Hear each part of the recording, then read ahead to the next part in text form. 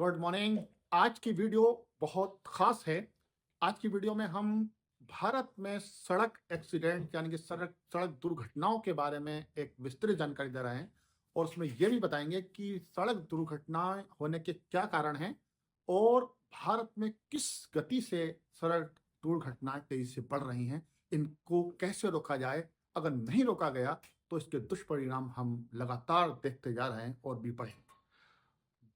सड़क दुर्घटनाओं जो भी हो रही हैं, अब अगर हम 2005 से देखते हैं, 2005 में 4,39,255 सड़क एक्सीडेंट हुए थे, जिसमें मरने वालों की तादाद 94,968 थी और जबकि घायल हुए थे 4,65,282 लोग। इससे पता चलता है कि लगातार जो एक्सीडेंट होते हैं उसमें लोग घायल भी अधिक होते हैं और मरते भी ज्यादा हैं। ये क्या कारण है, भारत में क्यों इतने लोग मरते हैं, क्यों इतने घायल होते हैं? इस पे अगला मैं जो आपको जानकारी दे रहा हूं वो हर 5-5 साल की दे रहा हूं और ये जानकारी भारत के सड़क परिवहन विभाग यानी कि मंत्रालय के द्वारा दी गई है और ये सब जानकारी उन्होंने पुलिस विभाग और राज्य सरकारें और संघ केंद्र शासित प्रदेशों से इकट्ठी की हुई है। तो ये प्योर बहुत ही ऑथेंटिक जानकारी है। इसको हमने 5-5 साल के गैप पर लिया है ताकि हम एक अंदाजा लगा सकें, एक आइडिया लगा सकते हैं कि भारत में किस तेजी से हमारी दुर्घटनाओं पर अंकुश नहीं लग रहा है। 2005 के बाद 2010 की बात करें तो इसमें 4,99,628 दुर्घटनाएं हुई, जिसमें 1,34,513 लोगों की मृत्यु हो गई और इसमें जो जख्मी होने वाले तादाद वो भी 5,27,512 थी। यानी कि सड़क दुर्घटनाएं कम हो रही हैं और उसमें घायलों की संख्या अधिक है। यानी कि इससे पता चलता है दुर्घटनाएं जब होती हैं तो आपस में दो वाहन टकराते हैं, वो चाहे 2 पहिया वाहन हो, 4 पहिया वाहन हो या बड़ी वाहन हो। इसी तरह 15 में ये सड़क दुर्घटना की संख्या हो गई 5,05,770 और इसमें मरने वाले जो थे वो 1,46,555 लोग थे और घायलों की संख्या 5,03,608 थी। इस तरह फिर हम अगले 5 साल में देखते हैं, 2020 का हमारे पास डाटा है। इसमें हम देखते हैं 2020 में जो मरने वालों की तादाद थी वो 1,38,383 थी और ये सड़क दुर्घटनाएं हुई थी पूरे साल में 3,72,181 और घायलों की संख्या थी इसमें 3,46,747।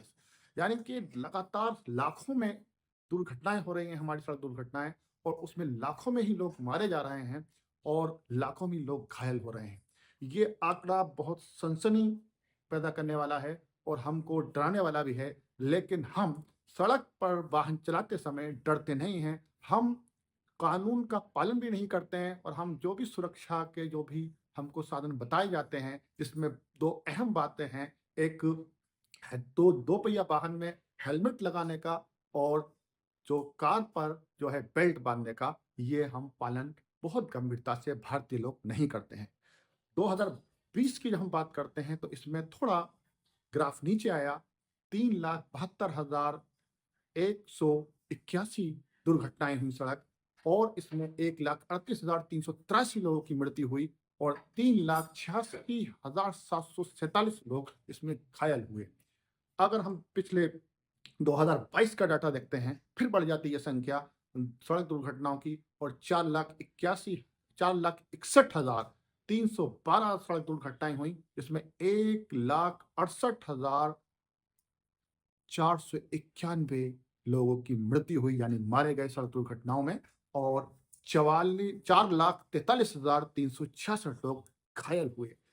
ये भयावह स्थिति हमारे देश की है और इसमें 3 बड़े कारण देखने में आते हैं और वो कारण हमारे अपने ही बनाए हुए होते रहते हैं, हम उन पर ध्यान नहीं देते हैं। नंबर 1 है लापरवाही से वाहन चलाना, तेज गति से वाहन चलाना और शराब पीकर वाहन चलाना। इनमें तीनों बातें ऐसी हैं जिनको हम खुद जनता रोक सकती है, लेकिन हम उस पर ध्यान नहीं देते हैं। सरकार लगातार इस पर प्रयास करती है, प्रशासन लगातार अवगत कराता है, रेड लाइट लगाई जाती है, जगह जगह ट्रैफिक पुलिस रोकती है कि हमें कानून को नहीं तोड़ना चाहिए, लेकिन हम उसका सड़क यातायात के जो नियमों का हम पालन नहीं कर पाते हैं, जिससे खुद हम इसको भुगतते हैं, हमारे ऊपर आपदा आती है और इसको हम खुद बुलाते हैं। भारत के अलावा अगर हम यूरोपीय कंट्री में देखते हैं, जिसमें एक देश का नाम है स्वीडन। स्वीडन का अगर हम बात करें, तो वहाँ पर सड़क दुर्घटनाओं में मरने वालों की तादाद बहुत ही कम है, यानी कि ना के बराबर है। अगर 1 लाख सड़क दुर्घटनाओं में अगर हम देखें, या 1 लाख लोगों पर अगर हम देखें कि वहाँ पर कितने लोग मरते हैं, तो ये मृत्यु दर बहुत ही कम है, यानी कि 2.8 है।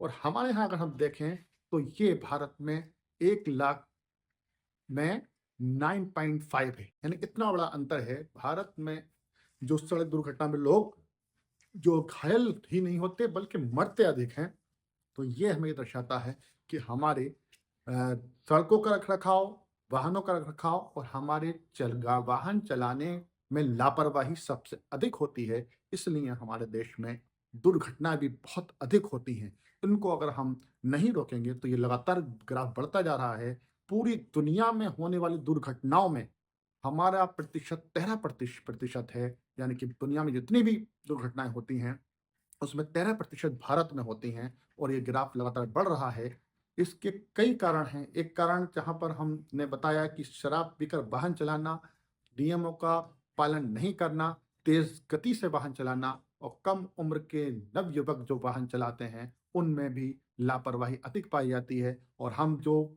ड्राइविंग लाइसेंस लेते हैं, वो बिना ट्रेनिंग के अधिक लेते हैं। हम बहुत ही आसानी से इसको सब लाइसेंस को एक कागज़ का टुकड़ा समझ रखा है हमने। अगर हम अच्छी तरह सीख कर, समझ कर ड्राइविंग लाइसेंस बनवाएँ और भली-भाँति ज़िम्मेदारी से वाहनों को चलाएँ, हम चाहें वो टू व्हीलर हो या फोर व्हीलर हो, तो हम इन घटनाओं से बच सकते हैं। इसके लिए हम भी ज़िम्मेदार हैं, आप भी ज़िम्मेदार हैं, आप भी ज़िम्मेदार हैं। तो इसको हमें अपने घर में बच्चे जो भी वाहन चला रहे हों, उनको भी हमें लगातार उनको नियमों का पालन करने की ताकीद करें।